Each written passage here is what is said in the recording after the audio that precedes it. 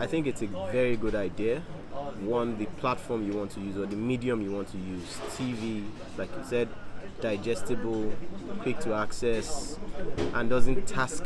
The average consumer. Now you have a multiplicity of stakeholders that you're targeting with your messaging. You talked about donor community. You've talked about practitioners. You talked about private sector, you've talked about even those who just want to know the impact of aid and development on a global scale, and those who want to basically probably copy, adopt, or adapt whatever has been done in a particular, and including those who just want to have information on what's going on in the development space. So creating a kind of melting pot for all of that to happen is indeed a novel idea. But the key bit is to actually create specific value propositions for the different stakeholders. I like the idea of what you said because it seems to me you've actually thought about the value proposition for the different stakeholders. Picking a theme for a particular day, because the theme of a particular day addresses a different audience. You don't have the same audience, and I'm assuming this will be more of short videos, more skit videos that you can check, you can actually go back to a video. So I don't think there's any loss. There's no any way of losing in terms of creating that platform. But what you would want, I think you would be looking towards subscriptions, towards viewing the page or viewing the platform. Maybe initially to gain traction might just be free, interesting stuff that people will be interested in checking out. And obviously as a practitioner, I would be very much interested in checking the page, basically because I would learn what's going on in other places. I will assume that cross-carpeting between implementation projects across donors, across countries, across sectors. So you are basically going to create a novel knowledge sharing platform. That's what I see it as, which is valuable to practitioners.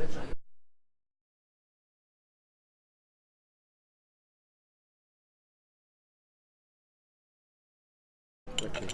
As a practitioner, every practitioner who's done something successful, even if it's not successful, but something novel, something that has had some degree of impact, would be very proud to share that knowledge on an independent platform, which is what you're creating. So asking me to come on the platform would be a no-brainer. I would basically just come and talk about, even if it's not something that's worked, if it's something that was attempted, how it was done, how it was not done, is something that any novel practitioner would love to talk about. Right.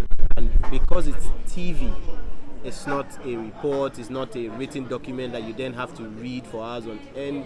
A 3, 4 minute, 5 minute video which gives you a summary of what's going on is something that I would definitely be open to putting on board, and also hoping to get from other people who are on your platform. I mean, one of the other things I thought about is that it allows people, professionals, to share the context that goes with the report.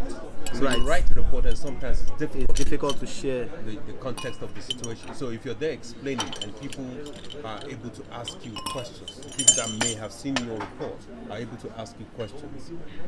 It's easier to relate to a video version of most of the reports that are generated in the development sector. It's like the news. There's a reason why we all log into CNN. You wake up in the morning, you want to find out what's going on, you check on CNN. It gives you briefs of everything. So basically for a development practitioner, you want to know what's going on in other places. You log on to development TV and, oh wow, this is what's going on here. Oh wow, this is what's been done. Or at the search platforms, I search water and sanitation. It tells me there's a video done by a program working on water and sanitation. I learn from what they've done.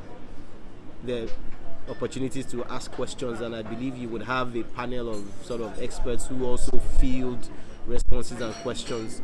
So it's like I said, and again for the donor community, it actually creates a platform for them to better highlight and showcase what they've been doing, other than the government, high-level government interaction. But this is a platform that the regular individual can log on to say, oh, okay, for instance, let me use for example Nigeria.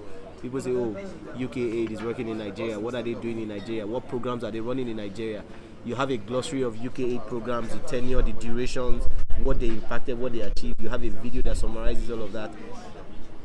Management companies have a way of showcasing their own even contribution to development. So it's again, and considering that it's independent of all of them, it's an unbiased platform. It's not owned by any one of them. They simply put in information. So it creates a much more, for sake of a better word, relatable platform for the average person. No, listen, thank you very much. I appreciate your thoughts and I appreciate your opinion. I especially like the independent angle because it's something that I've not thought about in all my discussions with people. I've actually never used the word independent. It's critical to be independent. Yes.